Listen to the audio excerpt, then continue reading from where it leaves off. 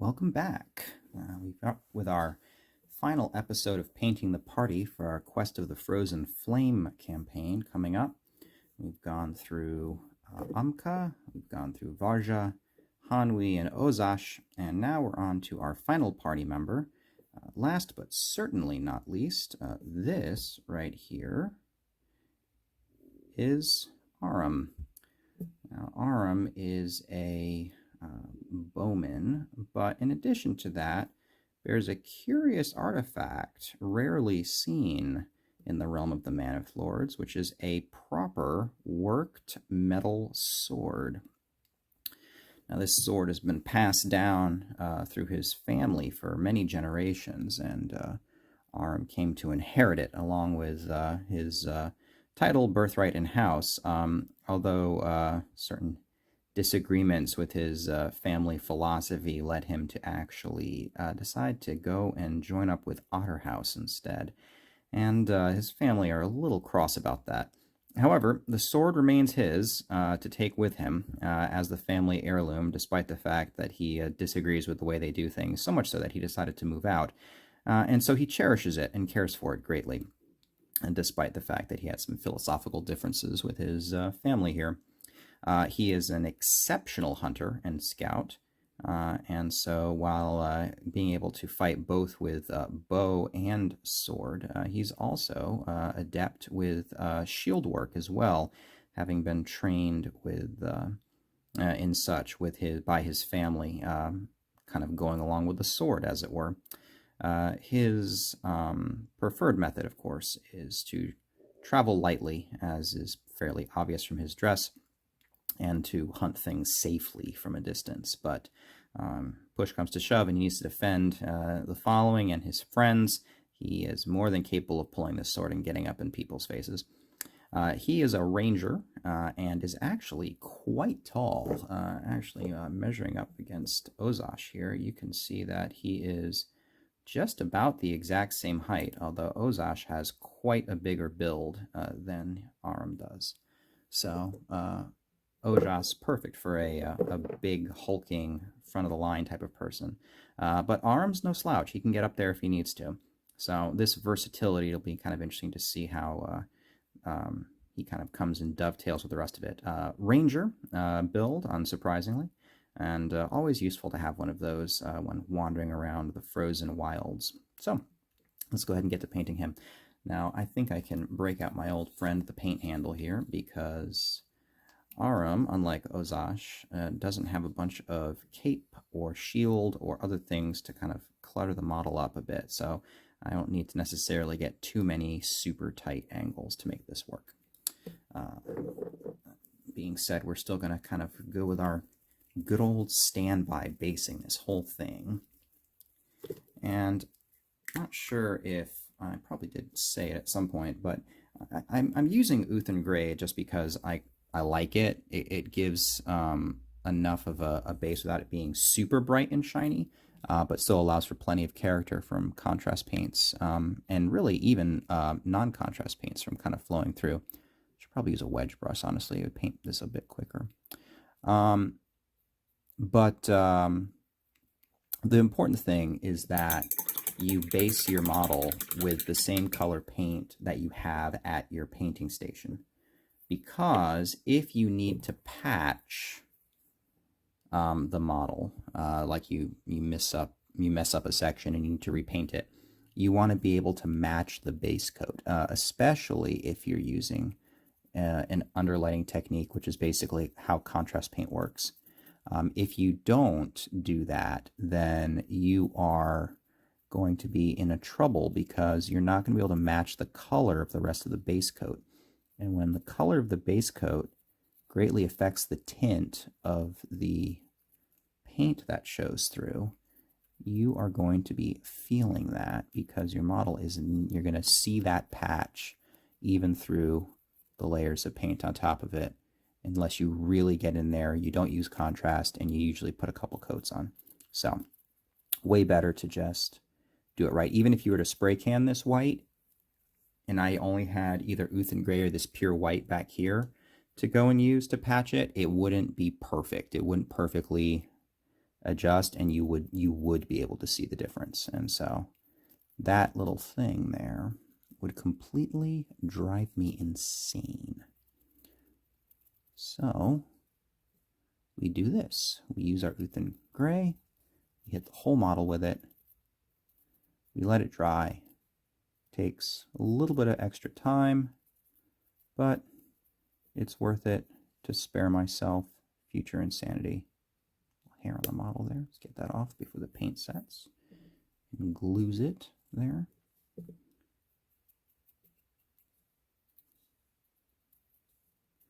See, now this is a great example of creating your model with painting it in mind. So we can see that Aram here is reaching for an arrow as he's kind of posed here. But rather than actually have the hand meld in with the fletching of the arrows, which would effectively make it a nightmare to paint, Aram's hand is sort of floating off above the arrows, off in front of him, which means I can work my brush in there. The model still looks good, the pose still looks fine, but I don't want to shoot myself when I paint it. This is an excellent thing to keep in mind if you're designing your models, either in a 3D printer or 3D printing program, or with a character builder like the Eldritch Foundry people use, which is where this model comes from. And I see here, looking down here, now that I painted it white, that kind of pops out. That is a support. I just need to go ahead and slice that off here, hopefully without damaging this. I do not have a good track record of, oh my god, that makes me nervous. I do not have a good track record of trimming around bow bits. If anyone saw my Estus video and you want to see, even though I'm not on camera, you can kind of see my heart jump into my throat in real time. This is, apparently, I'm avoiding that fate here because Eldritch Foundry resin, the resin that they use for their models, is actually very flexible. It's not super brittle, which means the stuff bends, it flexes, and more importantly, doesn't shatter when you're trying to, when you're not even trying to, when you just sort of incidentally apply any kind of pressure to it.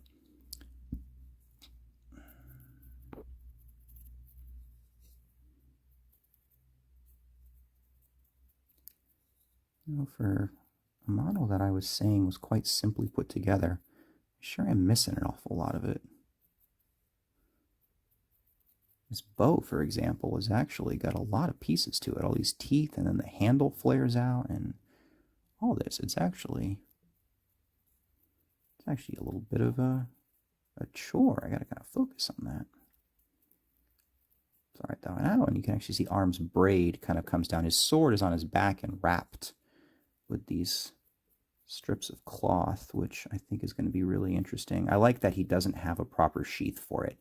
I like that the concept of a sword sheath is so foreign this far into the tundra that, like, no one considers it. It's just, you know, we just wrap it in, we're just going to wrap it in this cloth here because, you know, their swords that they do make out here are usually these bone and stone cleavers, which you don't really worry too much about finding an oiled leather sheath to put in. Of course, that does kind of beg the question as to how the steel of this sword managed to survive for generations up here. We can perhaps say that as it having been passed down to the family, the knowledge of how to take care of steel is passed down with them. And perhaps Aram spends a great deal of time every night and every morning oiling the blade, keeping it nice and protected from moisture. Because stainless steel is actually a modern invention and didn't really exist back then. which means if you got your steel wet, you better dry it and oil it immediately, or you're about to get rust spots all over it. And that happened a lot.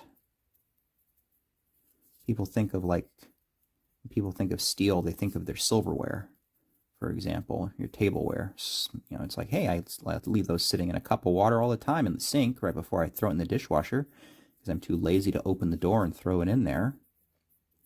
So why should steel not be able to hold up to it? My sink is made of steel. It's a stainless steel sink. Why would I have a hard time? Why would it rust right away? It's like, that's because that is a stainless steel sink and not a what is commonly called a mild steel sink. And mild steel, also known as regular plain old steel, does not actually repel water at all. It just rusts. All right, I think I got everything. Perfect. So I'm sure you all know the drill by now. I'm just gonna let this kind of sit here and dry and pause the video. And I'll be right back. All right, we're back, and this should be pretty dry right now. So I think we're probably good to pull this out. All right. So, again, we're gonna start to build try to paint the lower areas first, and then kind of move on to the higher areas. So we got, let's actually do this. Let's start from the bottom up. So we've got his boots. Let's start with boots. So we'll go ahead and, again, these sort of hide wraps that tend to happen a bit more often than shoes. We're going to go ahead and use Gore Grunta, I think, and that'll pick out the details pretty nicely. Like it does. Now for the fur here, I think I'm going to do something a little different because I want it to, don't want to kind of just do gray and brown again. So I'm going to actually try white, and I've got a white fur. I've got a pretty decent idea for the paint for that to kind of make it look pretty good. Don't worry, I'll have to go work the good old Broken Tusk blue into the color schemes as well. But he's got enough ornamentation on him that he's going to do pretty good. Also, there's we're going to put some face paint on him.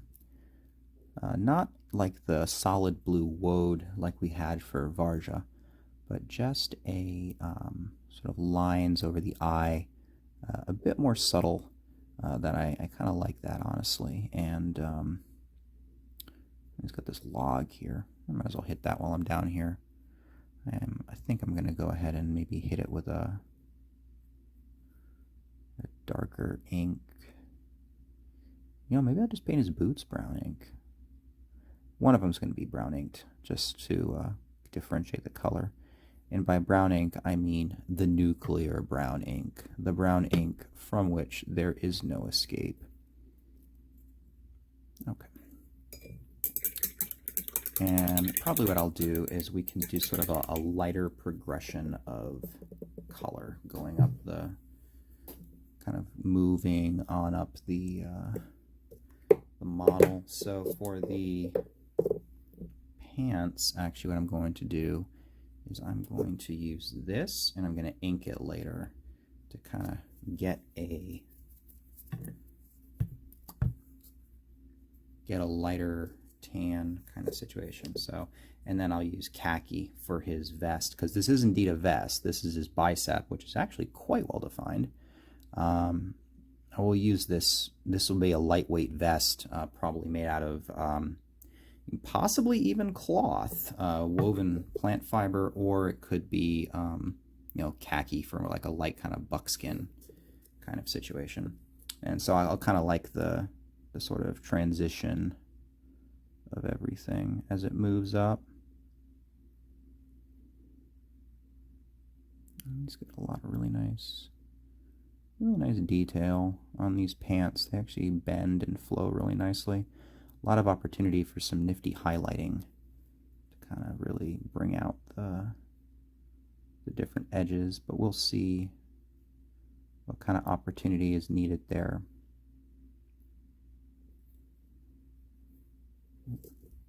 Back up you. No, no, no, stay. There we go. I don't usually, there, that's fine, I'll just keep doing that.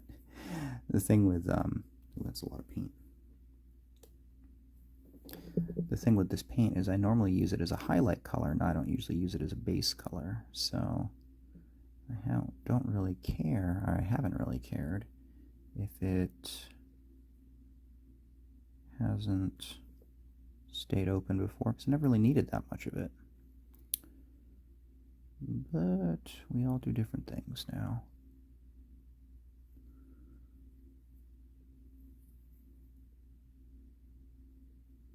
Here we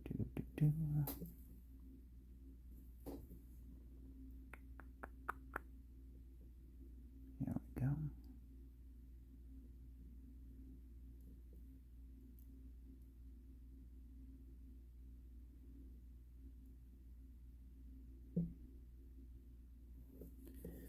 I'll say one thing for contrast paint is they definitely give you a lot more instant gratification.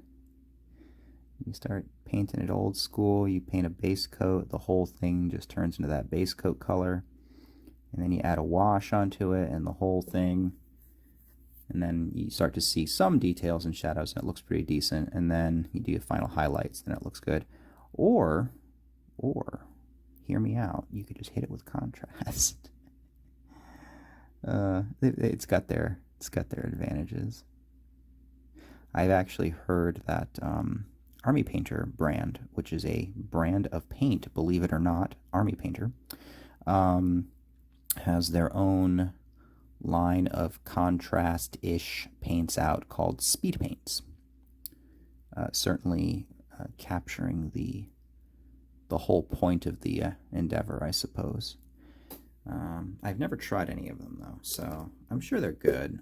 Army Painter is a pretty solid brand. I even have some of their brushes here, but I've never really gone so far as to like seek out any of their stuff. Most of my paints are Citadel or Privateer Press and a few Reapers mixed in. Alright, cool. Let's see what else we got here.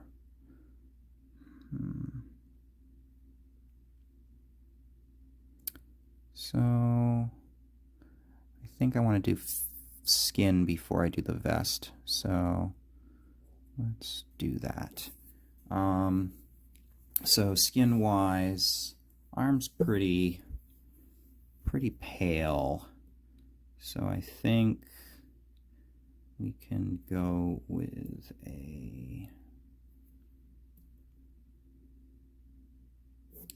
let's do this for a base, build up to that, and we can put a wash over it. Yeah, we'll do that. So, start with this.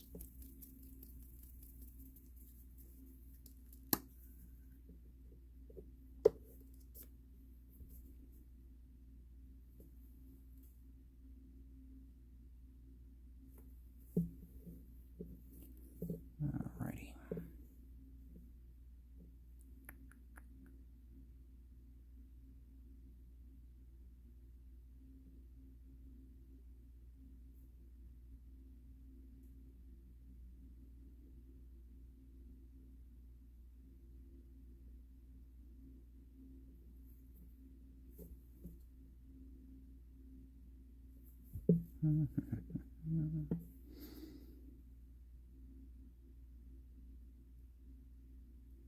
There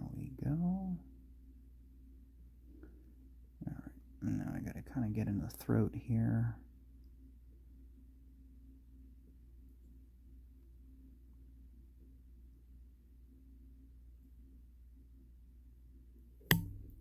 There we go. A little bit more.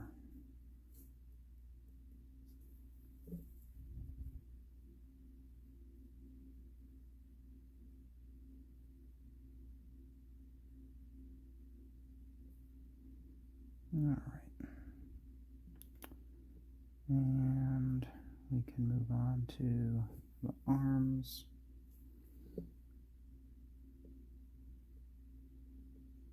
Man, Aram's got these Rambo arms. These things are... He has thews. He has mighty thews.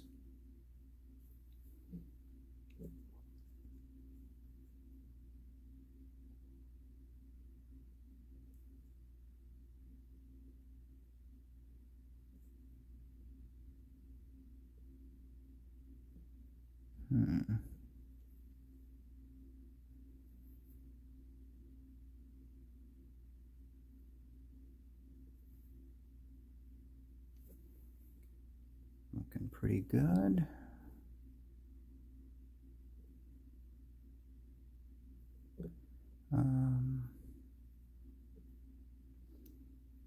You know, I'm thinking...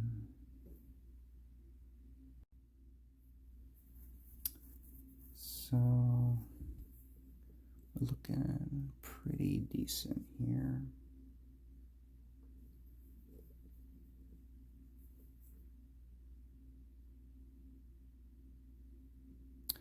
He's got these bracers, and he's got, which I don't think he's wearing gloves. I'm pretty sure those aren't gloves. I hadn't necessarily considered that I would be making the gloveless bunch out here, but I guess it helps with the lightly armored aesthetic. So, fair enough, I guess. Ooh,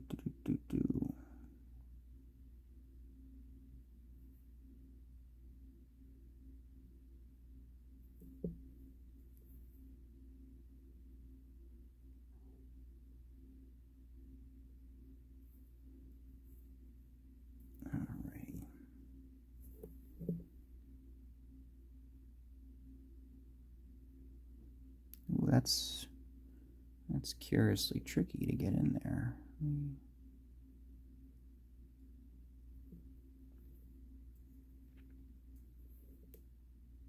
He's kind of got his hand kind of cupped. There we go. Okay. Let's get the other arm. Oh geez, missed some priming spots there. Yeah, should be all right.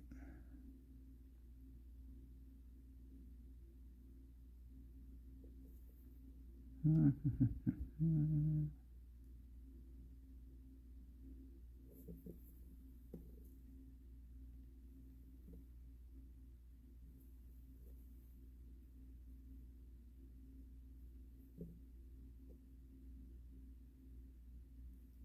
we go.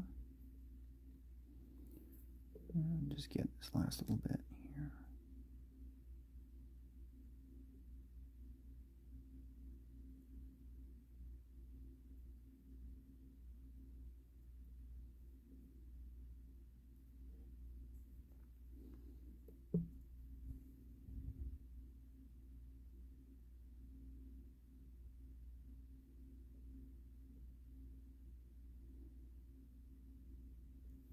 There we go.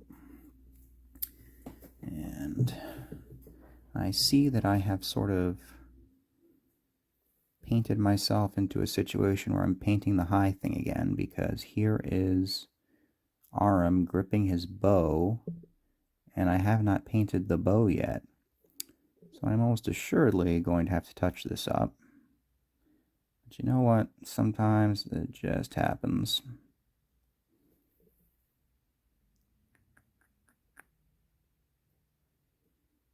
Fair enough. All right. Cool. Looking pretty good. Looking pretty decent.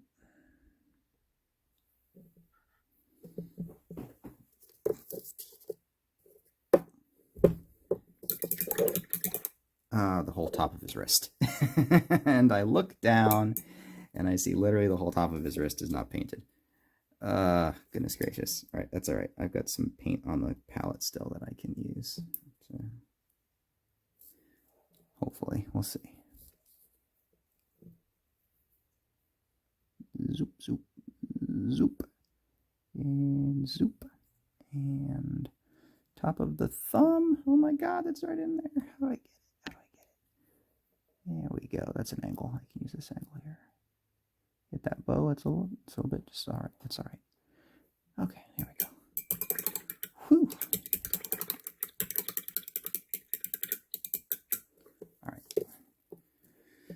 Good that.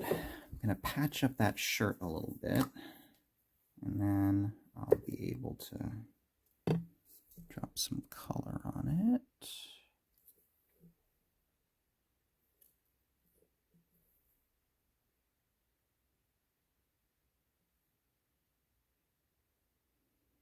So patch up this sash while I'm at it too. There we go. And I did forget to, I should say I forgot, I just didn't notice that I hadn't gotten it. So let's patch the quiver. And quivers are interesting contraptions, because you could very easily have a leather quiver, or you could have a wooden one. And there's a variety of different ways that you could kind of stick arrows in there to make it easy for you to grab them. Because if there's one thing that they never have a hard time doing in movies, it is effortlessly drawing an arrow without spilling every other arrow you are carrying. Which is pretty impressive when you think it's a bundle of tightly packed shafts that all have barbed heads on them. You would think that the heads would catch on each other as you tried to pull one out, but miraculously in the movies it just doesn't seem to happen. More likely, though, what would happen is you would go and try to... Your arrows would probably just be spaced out inside your quiver. You'd probably have like a soft bottom of the quiver, or slots in the quiver that would hold your arrows nice and firmly, so you didn't draw an arrow out and pull out 50 others, or, you know, rip off fletching from other arrows while drawing out one. All right, that looks pretty good. Let's go with that nice lightweight khaki for the shirt. You can probably get the bow while I'm at it too, because it is a horn bow demonstrably, so I should be able to use this skeleton horde for it. Get the khaki first though.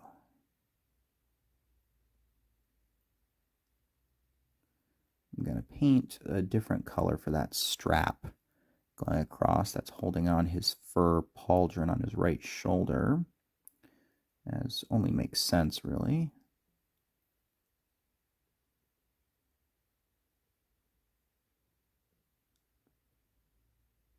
There we are.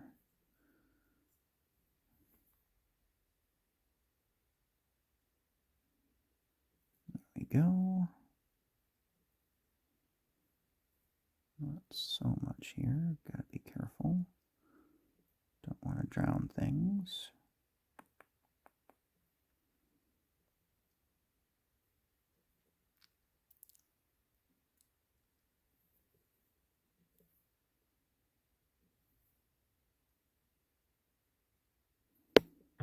Okay.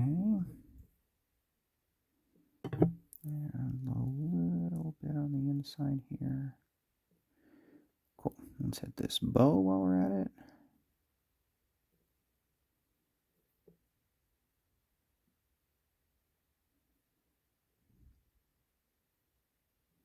Actually, it's a pretty cool model for the bow here. I do like it.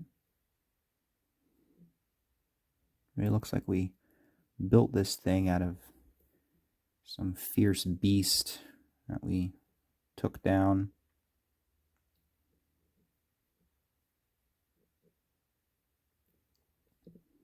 Yeah, right.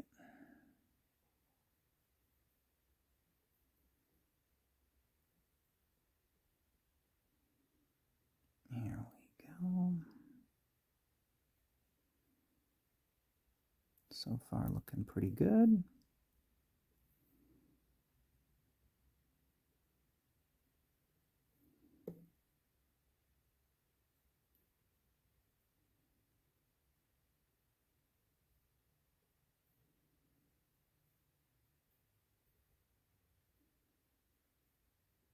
There we go. Okay. Yeah, it looks pretty decent. Oh, missed a spot. You always have some place that's just easy to miss when you've got 20 different surfaces. Okay. Looking pretty good. Come together pretty nicely.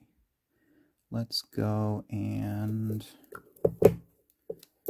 I've got some layering I can do, or inking, I suppose. Start with this for the skin.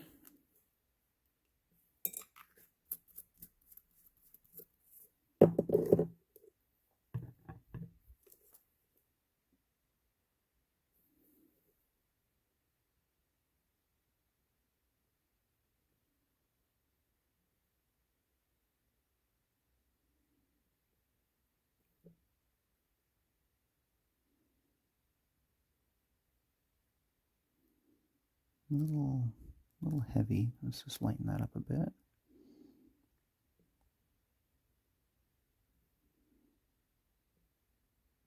There we go.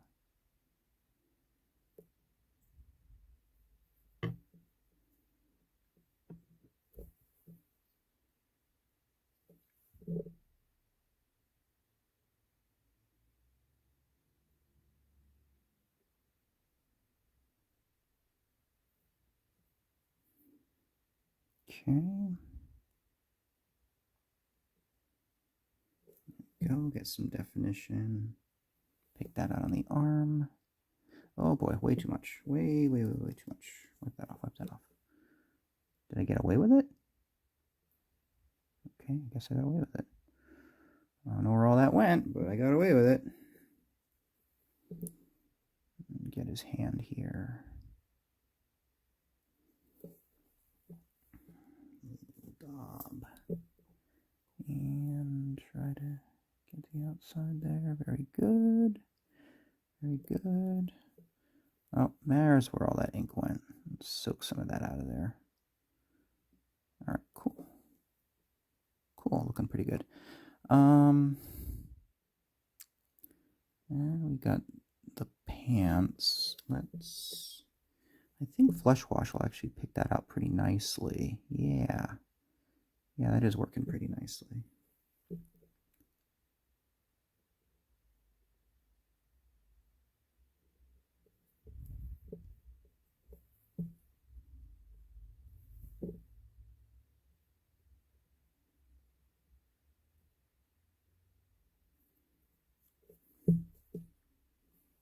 Okay.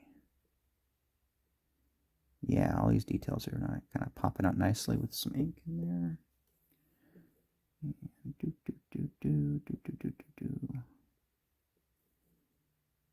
Nice. Pop that bubble. Stop that. Get away. There we go. Alrighty. Cool. Cool. Look pretty good to me. Alright, nice. So, that means I have a lot of wet areas. Is there any place that isn't bordering a wet area? Well, we've got this quiver here. Let's go ahead and hit that. Probably, again, we're going to do that with a wood. So we'll start with this. And I'll just go ahead and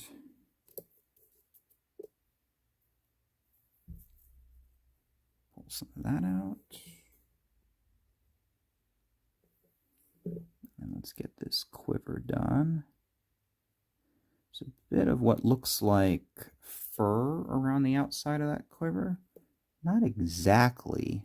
It's not exactly fur, but it looks kind of like fur. So maybe I will paint that fur as well.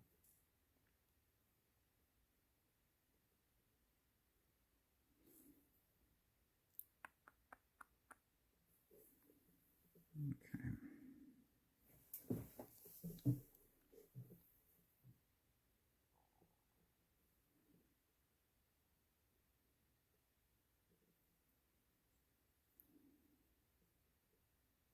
Can I get this? We're on the risk of a lot of brown next to each other here, but I think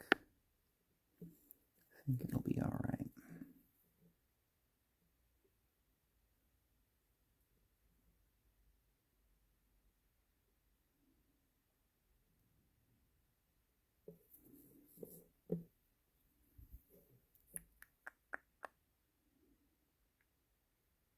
There we go. And I think for that fur,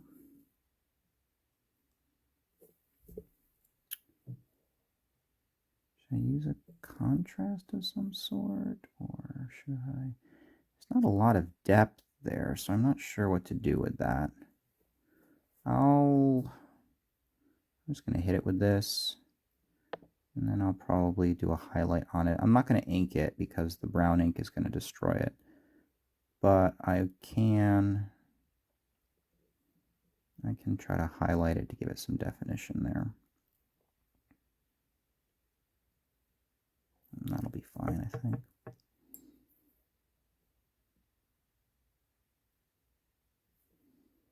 Okay. Still drying, definitely still drying. Bow looks decent. Sword? Fur? Could probably fur. Maybe even boot fur. Maybe not boot fur, but top fur. Can do top fur. So let's try white. So I've got this stuff. This stuff works pretty well.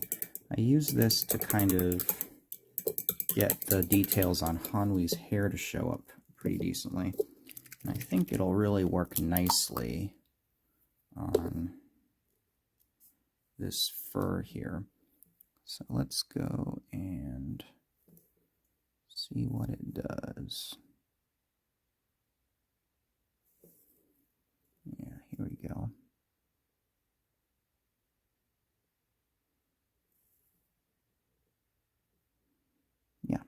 Unsurprisingly, contrast paint is wizardry at painting fur. It works really well. Ooh, I got a big water droplet on the end of that brush there.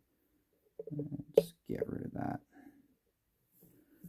Don't need it blorping water on my model at an inopportune time.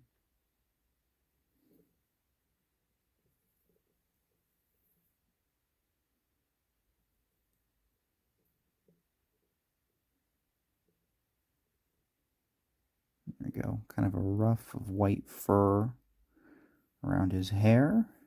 And once I paint the hair, that white should show up even more.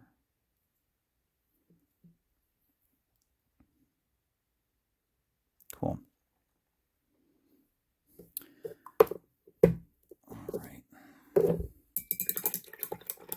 And by putting contrast paint there, I have simply increased the number of areas that will need to dry before I can touch them again. But that's okay. That's what we're here doing. We do need to kind of unify everybody and get some blue on there. He's got this really cool sash, so I am going to go get that blue out. Get it on the sash. Just pull a bit here. We'll just zoop. Oh no, my cat's trying to get in again. Oh, she's so sad. I just fed her and I gave her lots of pets and I gave her lots of lovings and she complained the whole time. And now she is back. I suppose I should pet that cat. I will pet that cat. Get the back side of the sash here. There we go. Don't want to go too close to getting...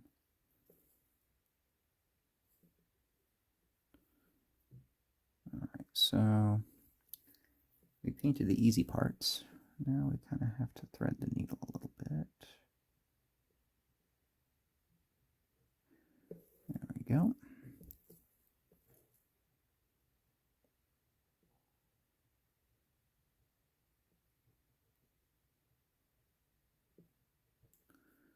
There we go.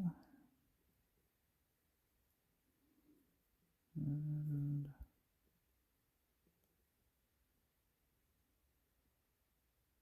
painted that blind. I was afraid I was going to mess that up way more. Ooh, right over my finger. Just go patch that up a bit. Okay. All right, nice. I might even be brave enough to try to get the fur with the boots right now.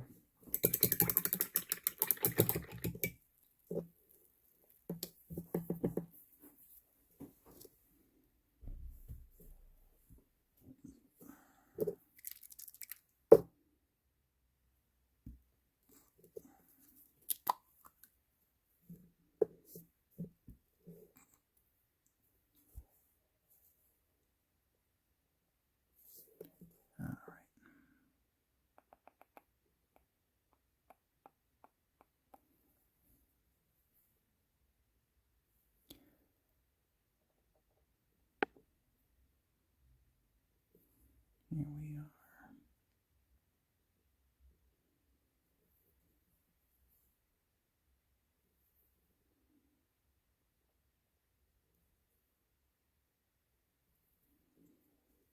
Nice. Okay. Good stuff. Good stuff. Geez, what else have I got I can risk painting right now? I guess he has his leather van braces. Let's get those.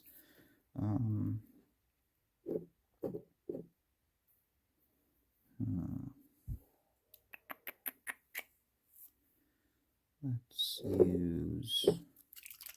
Let's not get fancy. We can just use this stuff.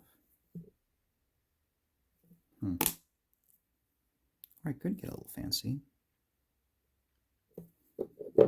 Yeah, let's keep the blue going. Let's do blue with the van braces.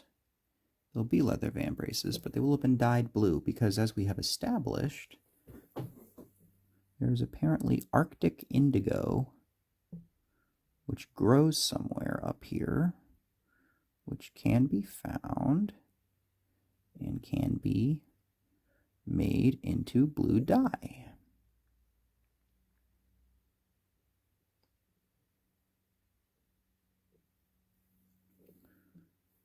Okay, and try to paint this without hitting the bow.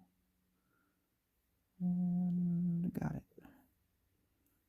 Nice, move it on.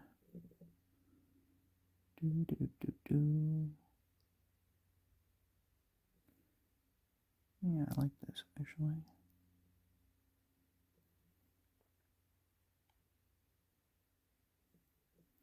This is actually a really nice blue. I haven't really used it too much because I've got this brighter blue that I can typically go with. It's called, what is it called?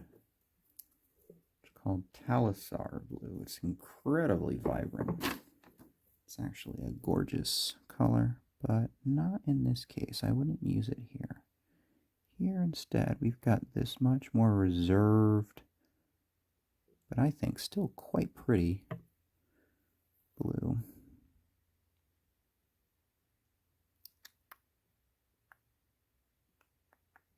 There we go.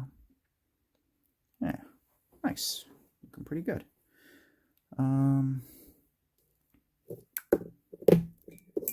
thing I think I can use snakebite leather for, though, is the strap. like how I said I wasn't going to use contrast paint, and then I've just started like using it more and more. It just kind of, not sure how that happened really. I mean, I guess the takeaway is that you don't have to use contrast paint, and you can like make a point to not use contrast paint if you want. But at the end of the day, it's like, you could use the horse and buggy to get around. You could do that. But we got this nifty new invention called an automobile. And you might want to give it a try. You might find it quite convenient. You're more useful. I don't know about useful, but definitely more convenient and faster. And golly gee, won't that just make your day better?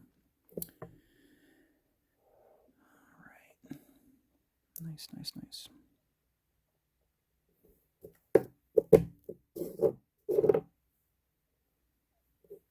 Not sure what I'm going to do about those feathers. Could do something kind of colorful with them, maybe. I mean, what kind of birds are up there? Are there any brightly colored tundra birds? I don't know that there's any brightly colored tundra birds. Cardinals, though. Cardinals are pretty far north. Yeah, cardinals are pretty good.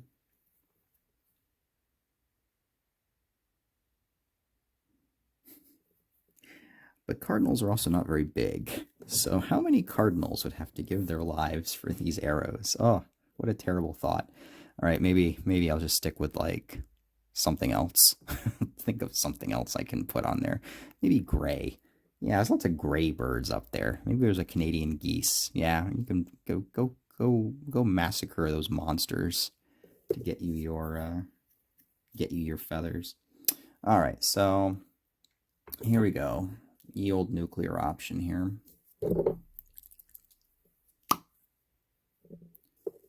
The brown ink of destruction. Handle with care. Interesting thing about the brown ink of destruction is the brown ink of destruction was the first type of ink you could get from Citadel. Well, at least when I started. It's the first type of ink I could get from Citadel.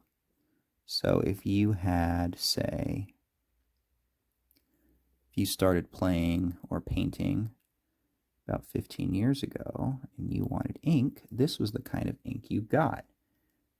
God help you if you did not want ink that completely obliterated and tinted everything. Of course, back when I first started painting, I literally had zero idea what I was doing. And the concept of ink was pretty new to me. So it's not like I knew what I was missing. Anyway.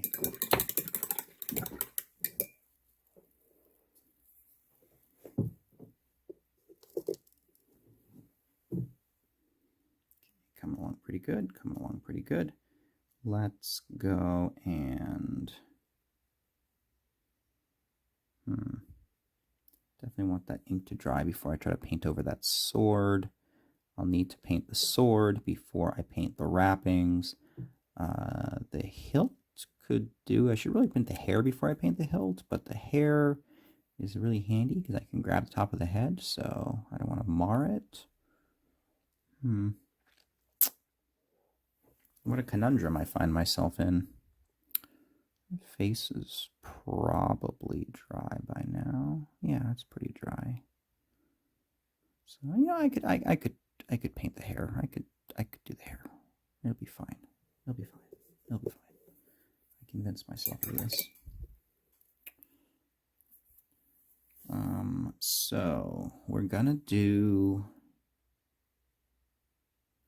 So I want to differentiate this.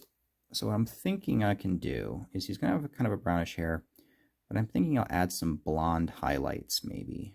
Just kind of like a sandy kind of blonde highlight. So it doesn't really matter what the base color is. But let's try this one. If this is too yellow, I can tint it down. If this is too yellow.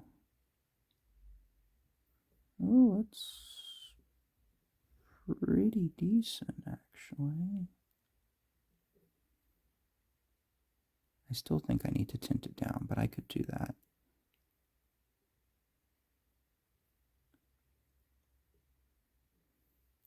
Wow, this is actually coming out like really blonde. This is not really what I intended here. Oh, hey, he's got an ear that's not covered by his hair. Good to know.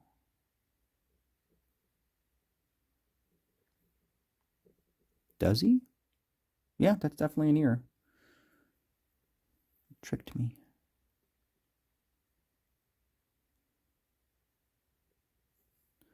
I'll try and I'm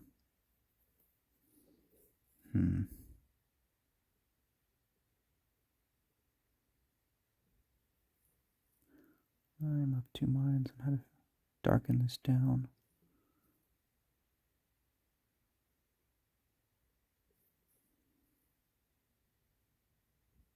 I actually really like how the hair kind of folds around the sword. That your hair is typically tucked in when underneath your back items, so that was kind of a nifty little change.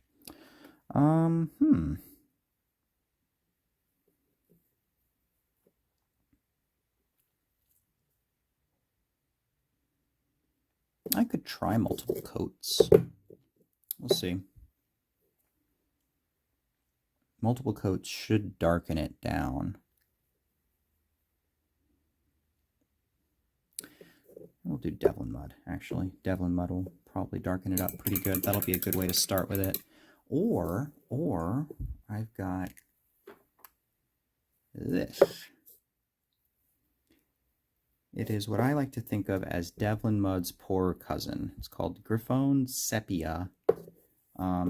It's a similar tone to Devlin Mud, but the tint is a little different. And that difference is actually big enough to be noticeably different. Noticeably different to the point where you're like, yeah, this is a different color kind of thing. And it doesn't work as well as the things that you would use Devlin Mud for. Well, what I can do is those vambraces are dry as well as that sash, so I can paint some highlights on that.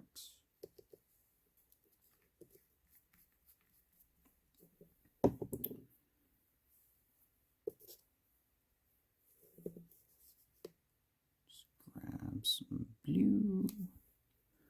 All right, so highlight time. We're going to go. Here's a fold right there, kind of follow it on the outside. Paint the bottom here where it's going to catch the light. We're going to do another stuff kind of coming down here, and this going this way. We've got a lot of nifty looking folds here, so we can pick those out. There's a big one. The top wrinkle of the sash, and the edge of the bottom as well. Kind of coming around to the side. We've got this top one here. And a little bit on the interior. Back around to the back. That nifty pattern kind of really comes into its own back here. There we go.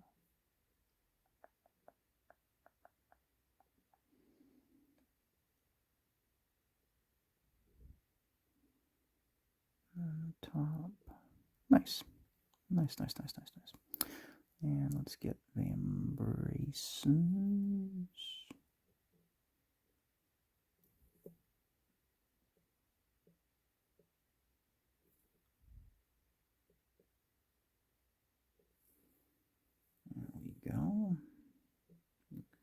pretty decent.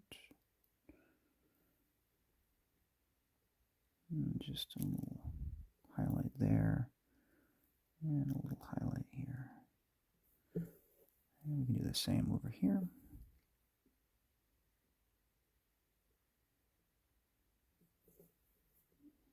Do, do, do, do, do. Right there. Cool.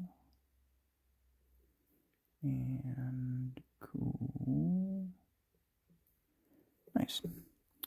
Alrighty. Alrighty.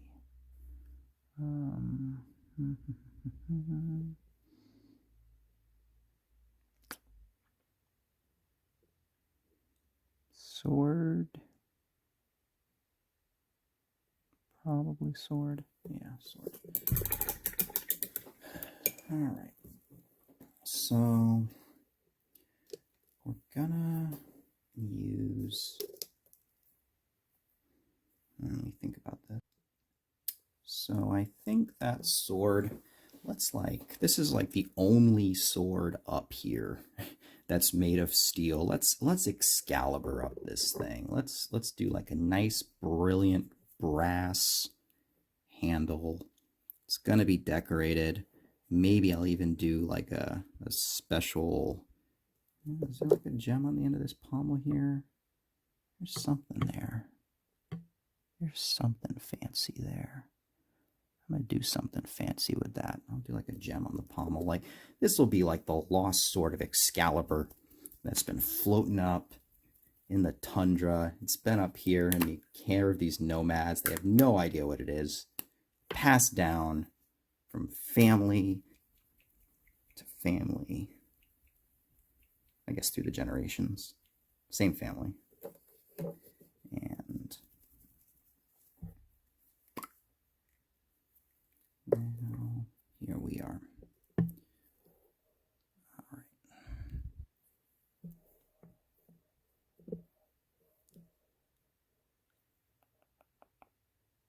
I really love this color. This is a really pretty color.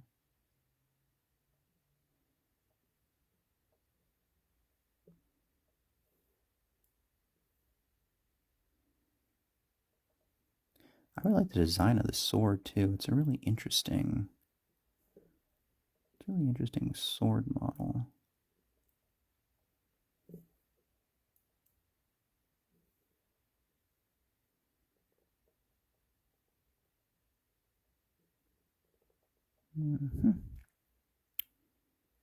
Okay. Come up this way.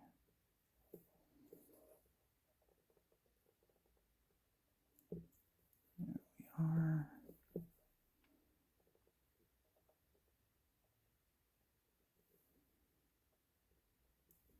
Bloop.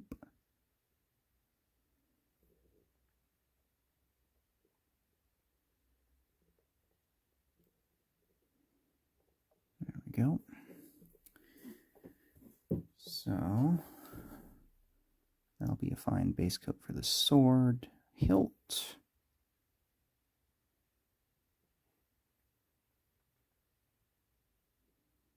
And we got the actual metal sword and that wrapping. I'm not sure what to do with that wrapping, actually. I kind of want to do something special with it, but I don't know what. I'll think about it. In the meantime, we're going to start with... So here's that silver that we played around with and we highlighted Hanwi's hair with. But there's actually something a little darker called an Iron Breaker. We're going to use that. Because it's a little darker, it'll form a better base color, and it means that we can highlight with that brilliant silver. So let's grab some of you.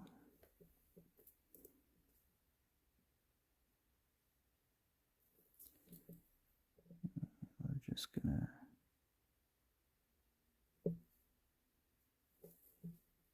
right in here. Boop, boop, boop, boop, boop, boop.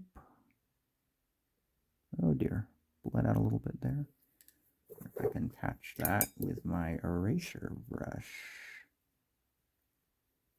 Yeah, kinda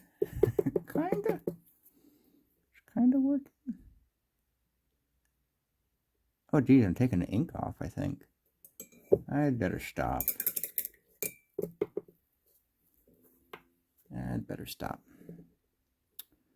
Alright, so we're just gonna ignore that. I'm just gonna leave that there before I cause more damage.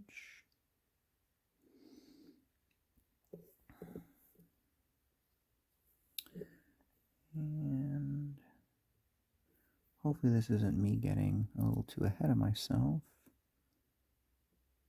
There we go. Look pretty good. All right. Yeah, those feathers on the arrow there. Let's go and do let's just get that done and use. Well, you know what? No. The feathers on the arrow don't. That's not some crazy. That's not some crazy thing that we have to pick out. Let's just be reasonable here. Gray feathers.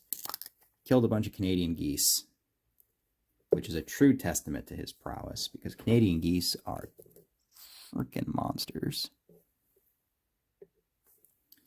And he made their feathers into arrows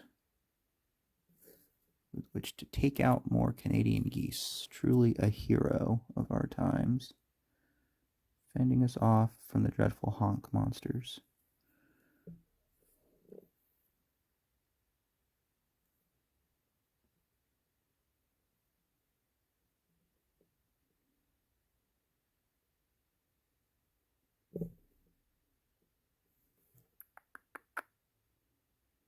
There we go. Nice, looking good. All right, just kind of dropped a little ball of that there. All right, I'm going to hit that hair with this sepia, and I'm hoping a few coats of that will kind of dull that brilliance down, because I don't really want him to be blonde. He shouldn't be blonde. He should be, I was just hoping for a little bit of highlight, so maybe this stuff will go and, yeah, that's working.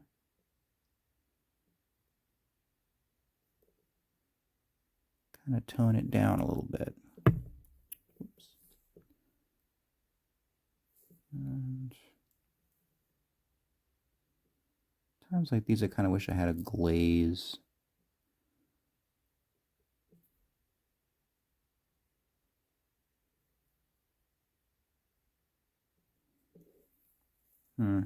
You know, the hair's distinctive enough. I wonder if I could just touch it up with brown. Like legit, just take brown and touch it up. I'll let this dry first and see. I actually might be at that stage where I could do that. I don't know. Maybe I just repaint the whole head and I can stop trying to fix something that's broken. All right, we'll see. We'll see how it comes out. Sword hilt could definitely do with some definition. Flesh wash actually works really well with this brass because it's very warm, and the brass is very warm, so it complements it really nicely. So we've got this sword hilt here in brass, and we can just go whoop, whoop, whoop, and it just pops out really nicely. Like that.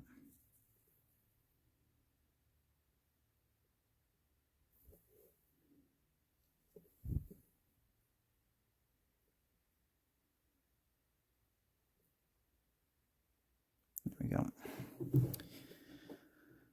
All right.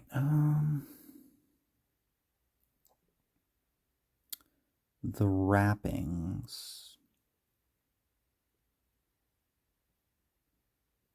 Let's do something interesting for the wrapping. Let's do this nice vibrant stuff called Orc Flash, which I did not use for Ozash, but I'm thinking it could be pretty interesting. Oh, that's a really big green. Oh, that's a really green. All right. I'm excited. Let's see.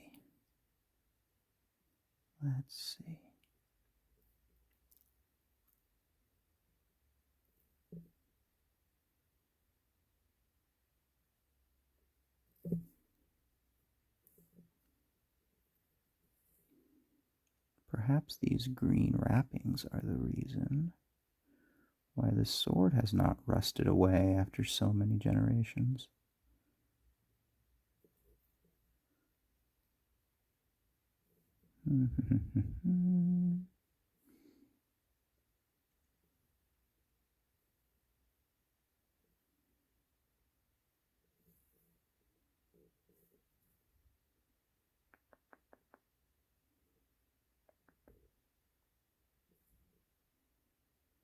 The thought of like all of these wrappings being around the sword, and if you want to draw it, you have to kind of like unwrap them all and have this massive sort of storm of cloth kind of come off the blade.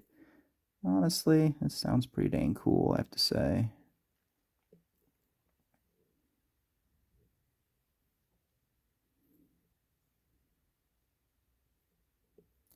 Dang, that looks really good. All right, I'm pretty happy.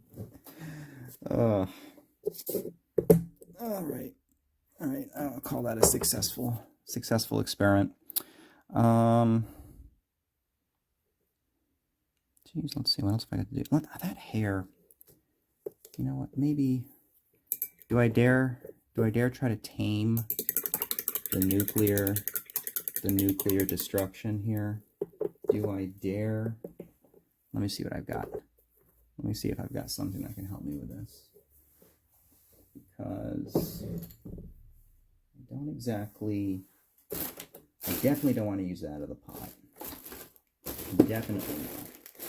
That's asking for trouble. But maybe I have something I can use to help myself out here.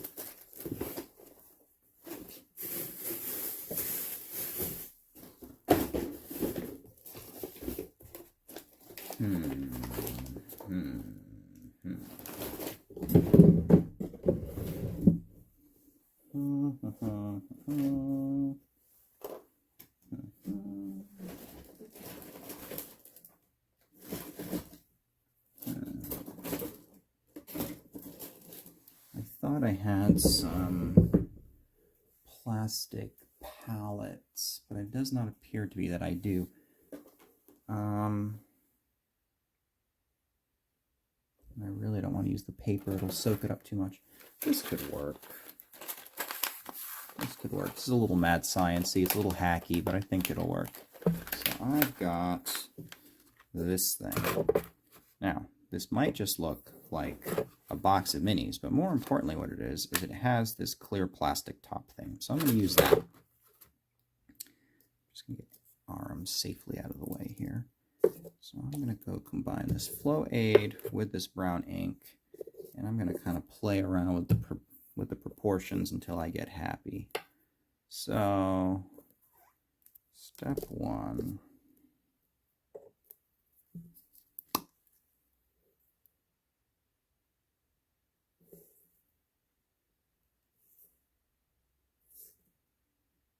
Okay, here we go.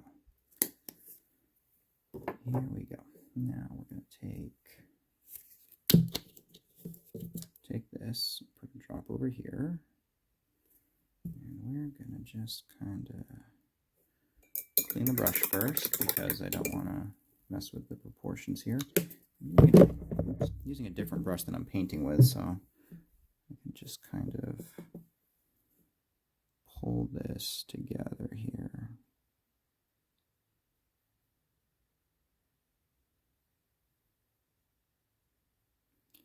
And see what kind of consistency I like. That's Not bad right there. Actually, might be a little bit too light. Let me pull some more ink in.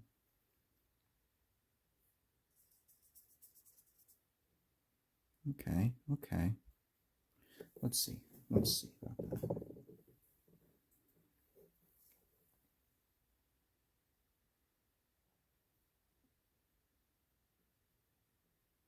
Yeah, that's what I want.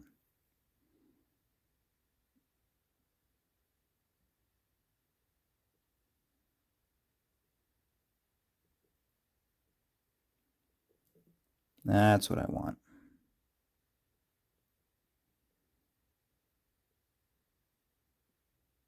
Maybe this is how you used ink back in the day. You had to like dilute it so that it didn't destroy everything.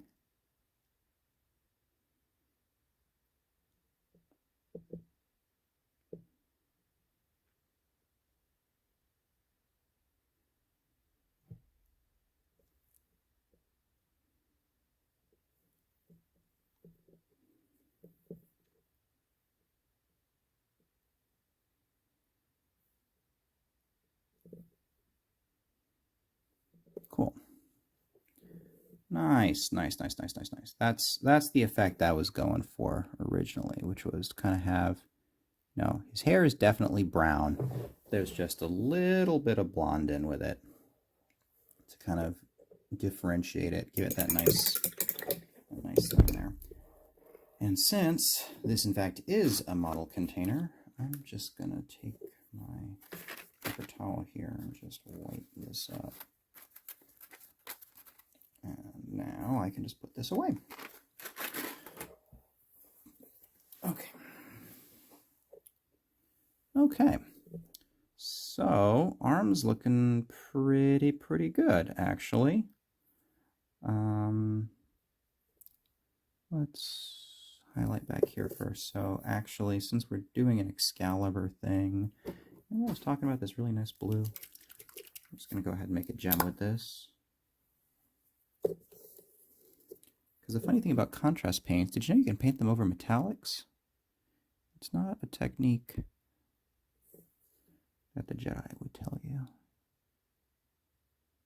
But if you paint them over metallics, you can get a really cool gem effect. Now this is going to look a little green because there's a lot of yellow in the... There we go. There's a lot of yellow in that brass color. But I like that. It kind of looks like that stone is wrapped up in the hilt. That's actually a pretty cool... It's actually a pretty cool effect there.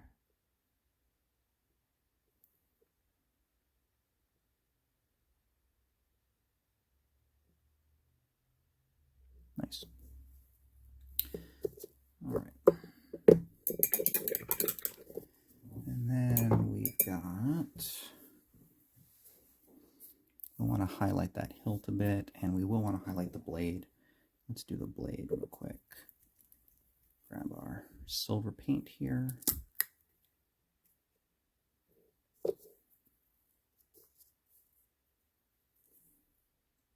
Zoop.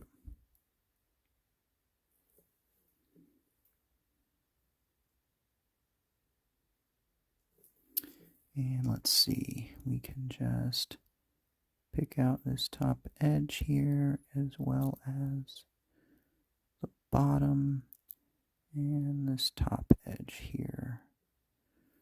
That should be all we need for that.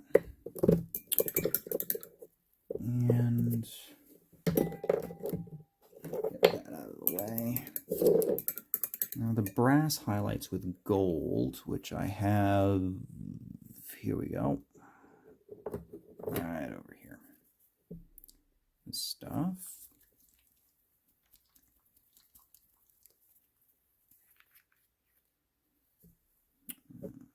Bloop.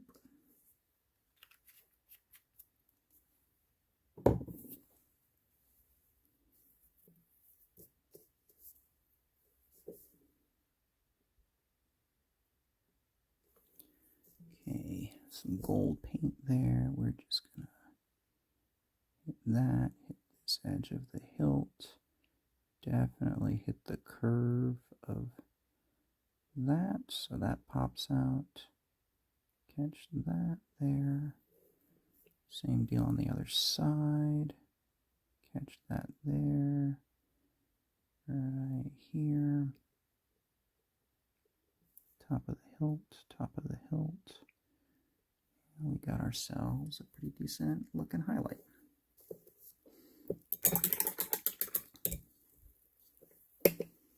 All right.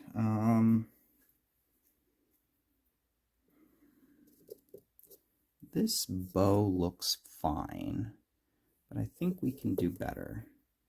Let's do...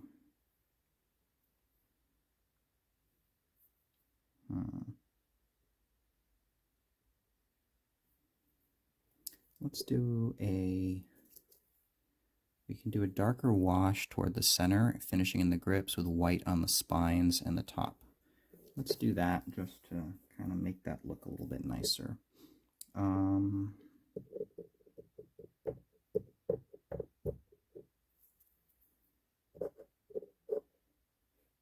What's a good thing to darken that with?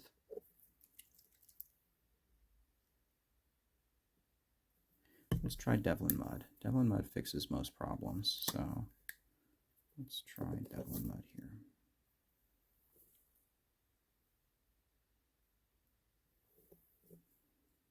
So we're gonna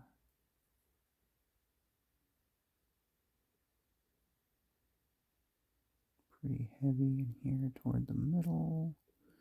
Really want to kind of pick out the details of the edges in the horn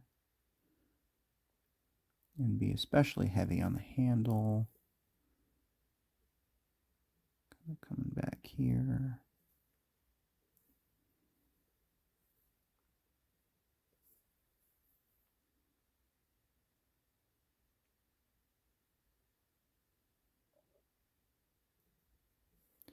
And get the bottom of it here. Okay. And then we can get some white and switch brushes to one of these wedges.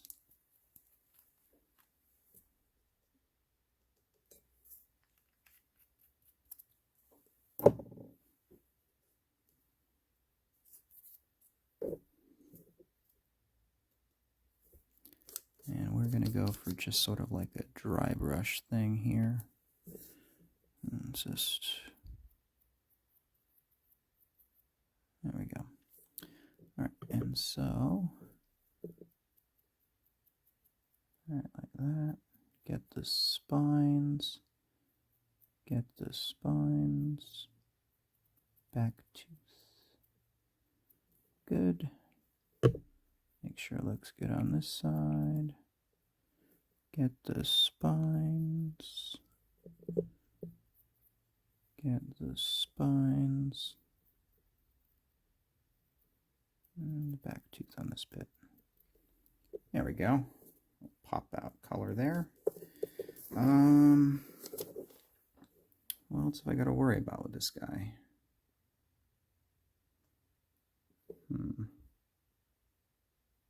It's looking pretty good. I could do with some highlighting on the face. Oh, eyebrows would probably be good. And let's not forget the eyes.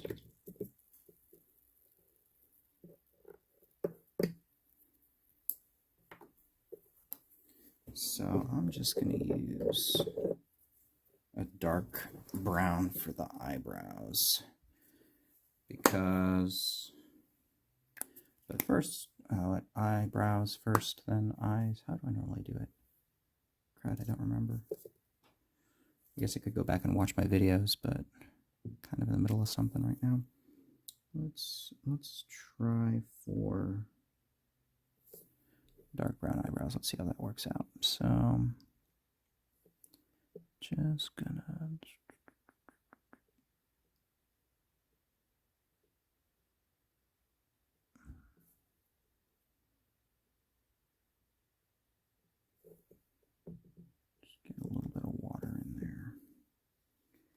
kind of thin it out, draw it up into the brush more, have it flow a bit better. There we go. There we go. Right like that. Cool. Now, still got white on my palette from the bow, so that'll work out. Grab some of this, get that water droplet off of there, grab some of this, get a decent amount in that brush because I want it to flow well. A little bit of water, mix, mix, mix.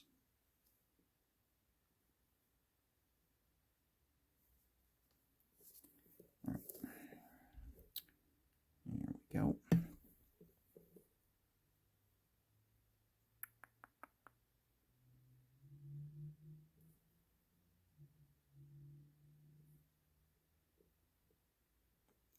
A little bit crazy.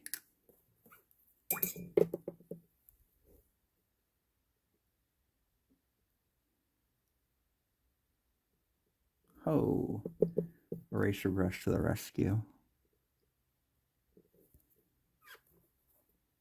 Thank you, eraser brush. All right.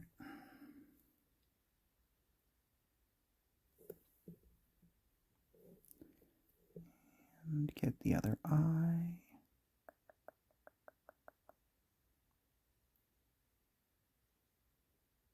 Beautiful. Nice.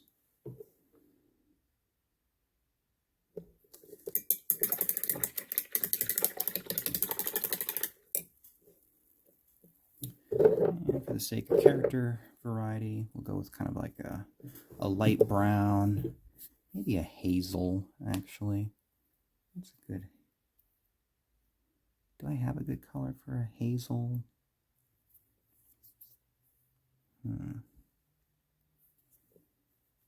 Maybe this. Maybe hazel's basically a really deep green, right?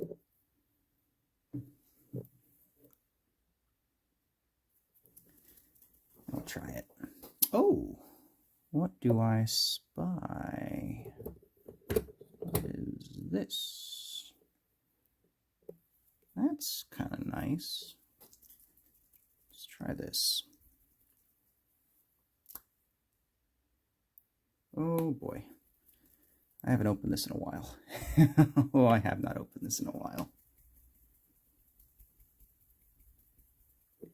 No, this green looks pretty good. Do you need reconstituting too? Yes, you do. Ah! This generation of paint with the top here, not as watertight as it could have been.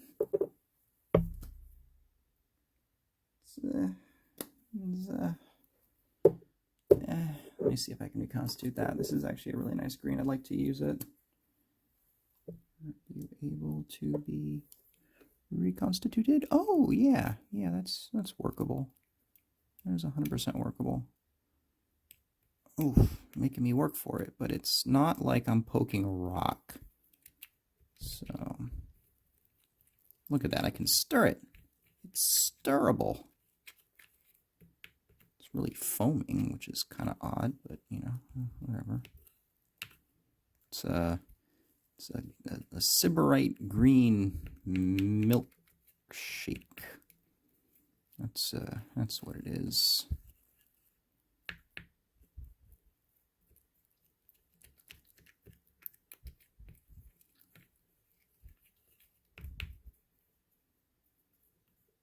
Well, maybe. We'll see. I really like the color. I wouldn't go through this much trouble otherwise. All right. So, grab some paint. Okay, I got some paint. Put it right here. Give myself a nice, good point. Let's do this.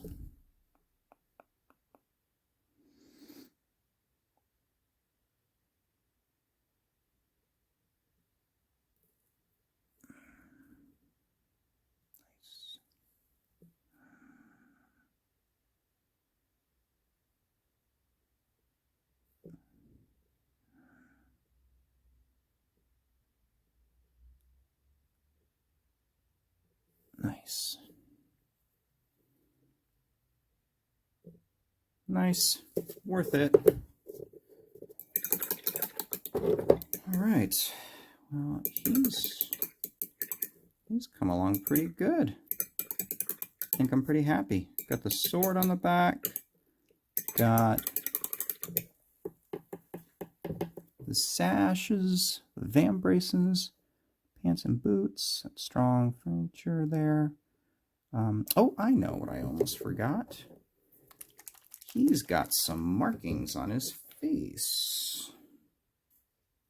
That's right, we're trying to do facial tattoos again. It's like painting eyes, but you have to be even tighter. I'm going to try to load some paint in this brush, get a lot of it here, while also maintaining a tip.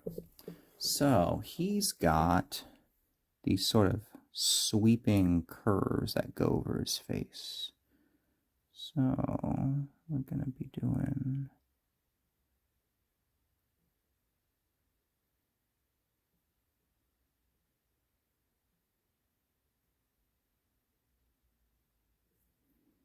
like that.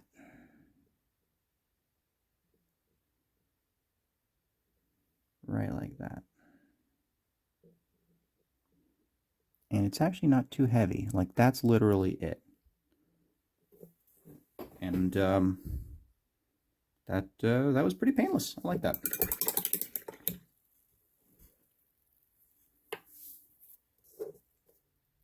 Nice. All right.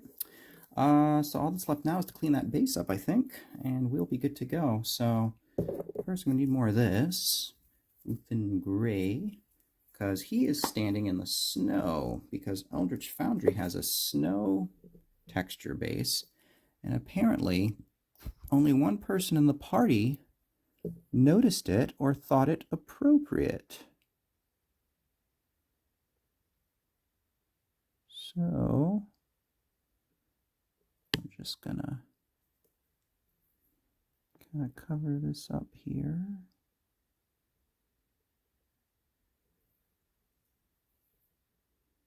Like that.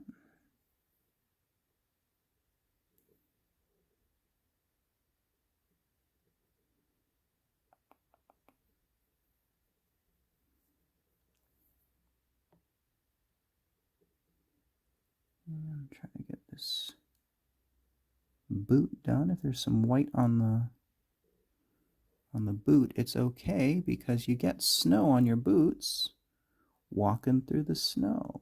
It just kind of works out that way. There we go.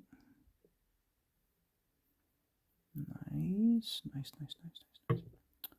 Okay. And I'm gonna get the edge of the base done before I texture it this time.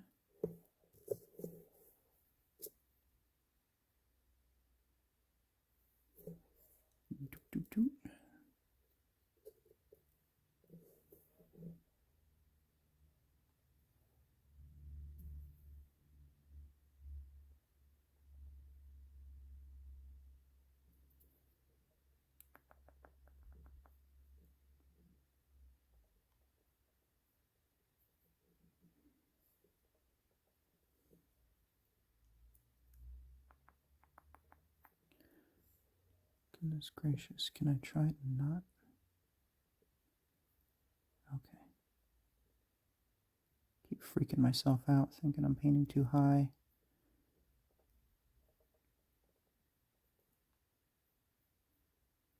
There we go. All right. And just to bring some definition out of the snow, and to make sure it doesn't look super clean, I'm just going to hit the base with that.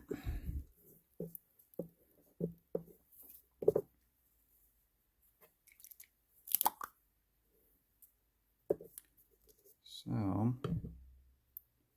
here we go. Foop, foop, foop. Not too crazy.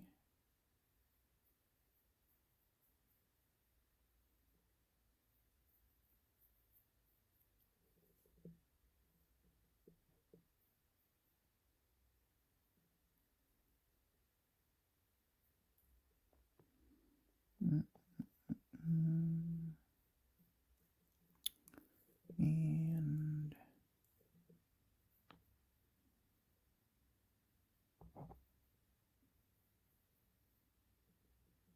there we go. Nice. Gives it some nice looking texture. Well, that went pretty darn smoothly, I think. I'm pretty happy with the way that turned out. So here we have it. This is Aram right here. And he's the 5th and final member of our party.